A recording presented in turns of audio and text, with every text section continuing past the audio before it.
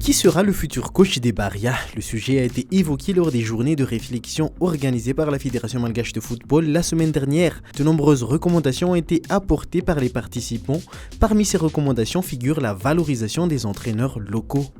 Anisan'ny lazainy reto indrindra reo mpanazatra malagasy sy ireo kitabolina kitra malagasy teo aloha ihany koa ny tokony ijerena akaiky sy hanomezana lanja ireo mpanazatra manana ny mari-pahaizana takiana amin'ny tontolon'ny baolina kitra avolenta tsy nanga ny fanendrena mpanazatra vahiny izy ireo saingy kosa mangataka ny ametrahana mpanazatra teratany malagasy ho mpanampy azy satria ireo no mahafantatra kokoa ny mpilalao eto an-toerana.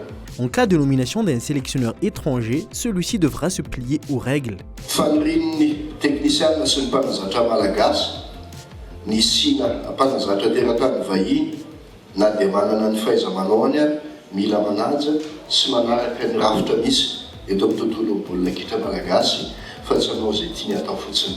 Cette discipline est aussi exigée de la part des expatriés qui composent l'équipe nationale. L'indiscipline de ces derniers au sein de la sélection a été révélée lors des journées de réflexion.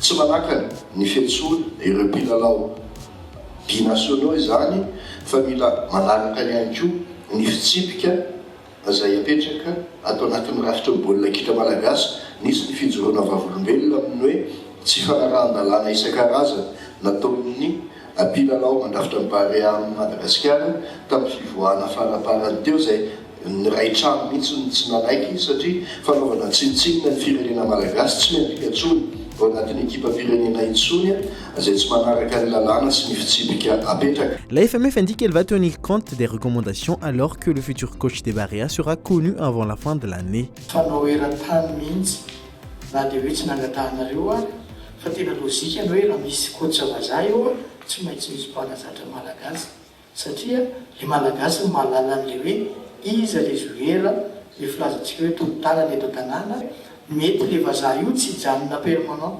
ohatra hoe 12 mois sur 12 eto amintsika ohatray 6 mois 5 mois ihany izy mijanona eto dia mijery koa izy andeha any ivelany ary raha tsalontsika tamin'ny voalany teny amin'ny votelina dia niresaka taminareo mpanao gazety fa ny mondial no tena okatsahantsika zay mahatonga antsika hoe mivory eto alohany ametrahana n'ilay ekipa pirenena sy ilay dia mila mivory aloha tsika mila ho fanaraka aloha tsika ohatran'iza le olona ao apetratsika inona ny critère ho ataontsika ao aminy soit dia avy eo nareo ka i présidence fanjakana no mifidy an'io.